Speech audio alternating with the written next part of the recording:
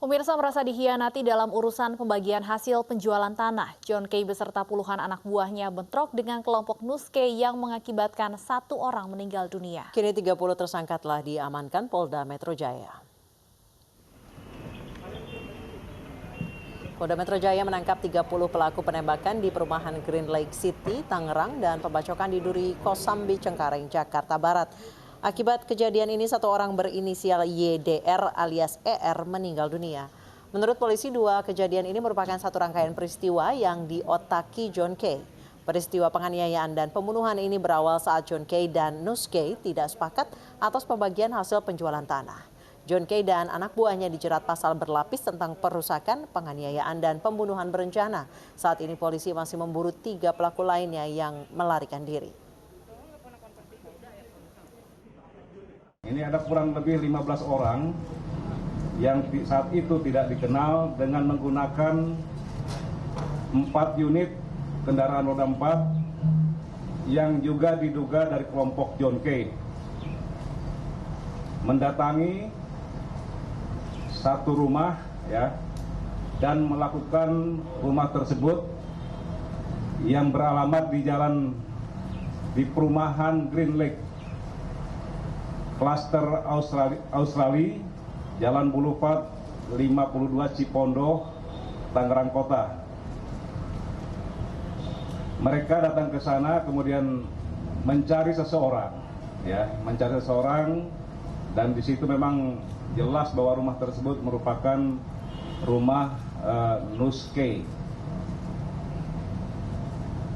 Yang bersangkutan tidak ada, memang saat itu ada istri dan anak-anaknya, tetapi istri dan anaknya kemudian berusaha untuk meninggalkan tempat dan terjadilah pengrusakan rumah tersebut, mulai dari pintu, kemudian ruang tamu dan kamar yang dirusak oleh kelompok tersebut, kurang lebih 15 orang tersebut.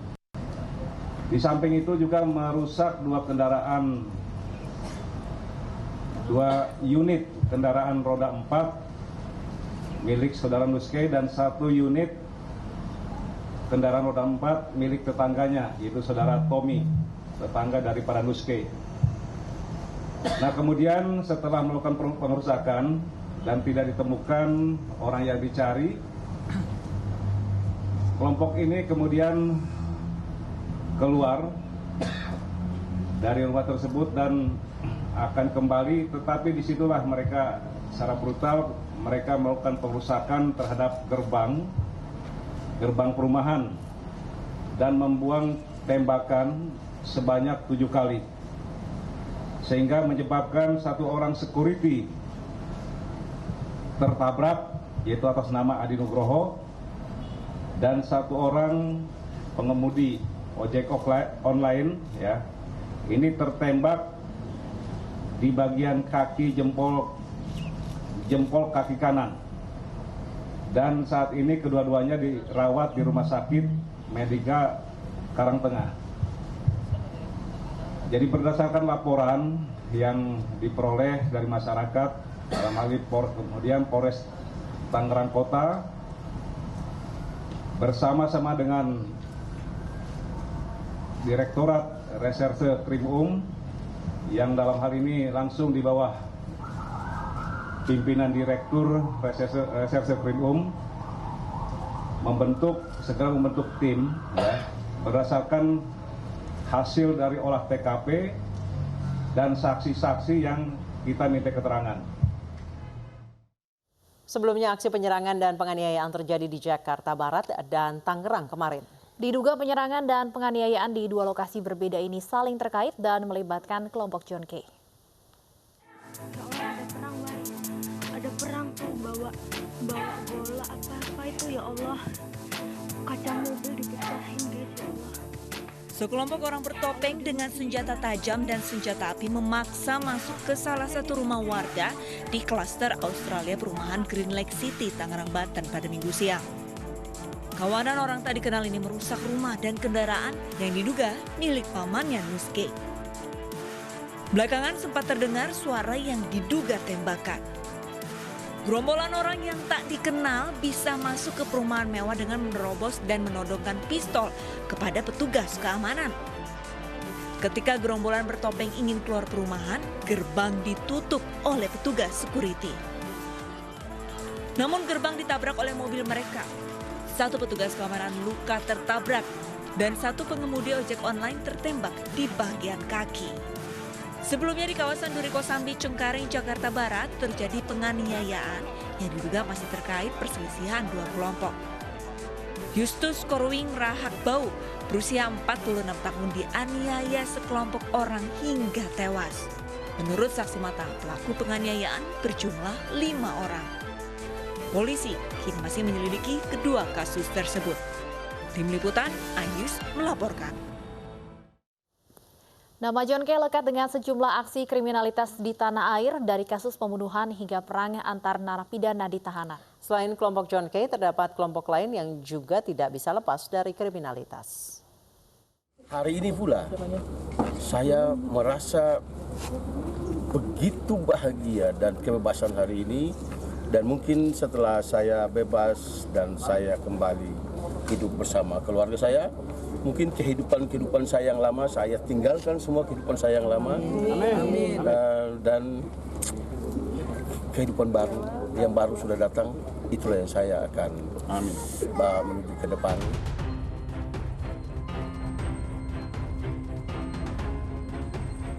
Inilah janji John Refra alias John K saat bebas bersyarat di Lapas Permisan, Nusa Kambangan, Cilacap, Jawa Tengah Desember tahun lalu. Kala itu John K mendapatkan pembebasan bersyarat setelah menjalani 2/3 masa hukuman atas kasus pembunuhan seorang pengusaha Tan Haritantono alias Ayung pada 2013 lalu. John K identik dengan kekerasan. Bahkan saat menghuni Lapas Permisan, ia terlibat dan memicu kerusuhan di Lapas Nusa Kambangan. Cekcok antara John K dan napi kasus terorisme memicu kerusuhan yang mengakibatkan sejumlah warga binaan terluka. Namun bukan hanya John K saja yang kerap terlibat kriminalitas. Ada nama Hercules Rosario Marshall, pria asal Timur Timur yang juga identik dengan perusakan dan kekerasan. Terakhir Hercules divonis 8 bulan penjara pada tahun lalu karena kasus penyerobotan area di Kalideres, Jakarta Barat. Vonis yang diketuk pada 27 Maret 2019 adalah kesekian kalinya bagi Hercules yang sering bolak-balik penjara karena tindak kriminal.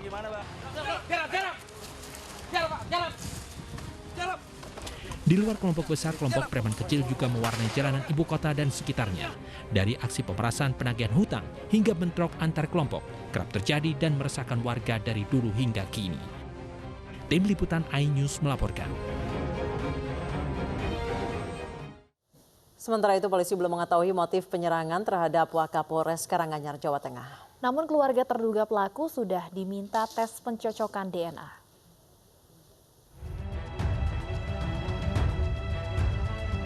Pasca penyerangan Wakapolres, jajaran Polres Karanganyar, Jawa Tengah memperketat keamanan. Pintu masuk dijadikan satu akses untuk mempermudah pemeriksaan. Alat berat barakuda dan personel Brimob juga disiagakan di Mapolres. Pada saat dia melakukan kegiatan, ada orang tidak dikenal dengan membawa sabit mengejar salah satu pamen kita. Jadi Wakapolres sudah dikejar, kemudian di senjata itu ditolak mengenai tangan, kemudian sopirnya juga demikian, dikejar-kejar, diambil tindakan, dilumpuhkan. Keluarga terduga pelaku Karyo Widodo mengaku kedatangan tim Inafis Polda Jawa Timur dan Densus 88 Mabes Polri di rumahnya untuk mengambil sampel darah dan rambut ibu kandung untuk dilakukan pencocokan DNA.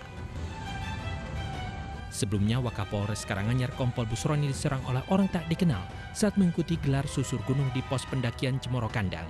Akibat penyerangan tersebut Wakapolres mengalami luka ringan. Ajudan Wakapolres mengalami luka bacok di sejumlah bagian dan satu warga sipil juga terluka.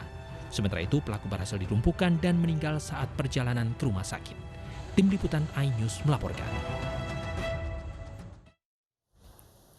Seorang pria yang menerobos masuk ke gerbang Makobrimob Sulawesi Tenggara minggu kemarin diketahui merupakan jemaah tablik dan memiliki riwayat gangguan jiwa. Pria ini mengaku datang ke Makobrimob bukan untuk menyerang, melainkan untuk berdakwah.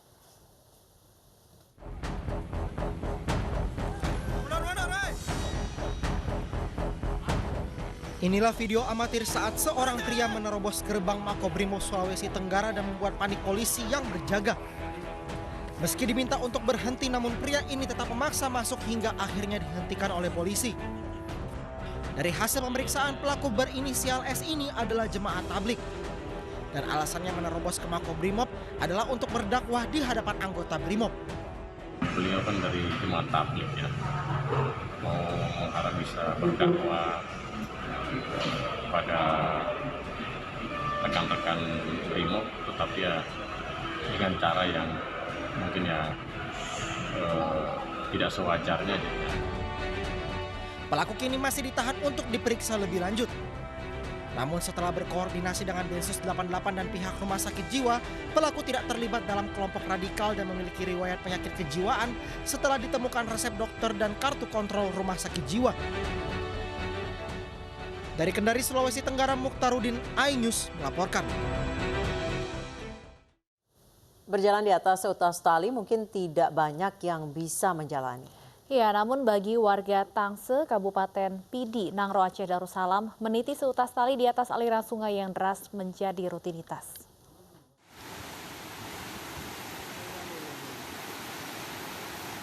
Warga desa Tangse, Kecamatan Tangse, Kabupaten Pidi, Nangro Aceh Darussalam bertaruh nyawa di seutas tali. Warga meniti tali sepanjang 90 meter untuk melewati deras arus air Tangse membawa hasil pertanian. Mereka harus bergantian saat meniti tali bekas kabel listrik. Warga harus berhati-hati jika tak ingin terjatuh ke sungai yang dipenuhi batu besar. Tidak ada kekhawatiran warga saat melewati jembatan satu tali. Rasa takut hilang karena sudah puluhan tahun warga seperti berlatih meniti tali. Tiap hari lebih dari 300 warga meniti jembatan satu tali ini. Nggak takut jatuh? Nggak, udah biasa. Udah biasa? Ya. Perasaannya gimana kalau saat naik jembatan ini? Biasa aja karena udah terbiasa. Ya. Ada harapan nggak untuk pemerintah, Dek? Ada. Apa tuh harapannya? Harapannya semoga kedepannya jembatannya nggak kayak gitu lagi. Tidak ada akses jembatan lain yang lebih aman untuk menuju ladang. Hanya seutas tali inilah yang digunakan untuk menyeberang meski taruhan nyawa melayang. Dari Pidi Aceh, Jamal Pangwa, iNews melaporkan.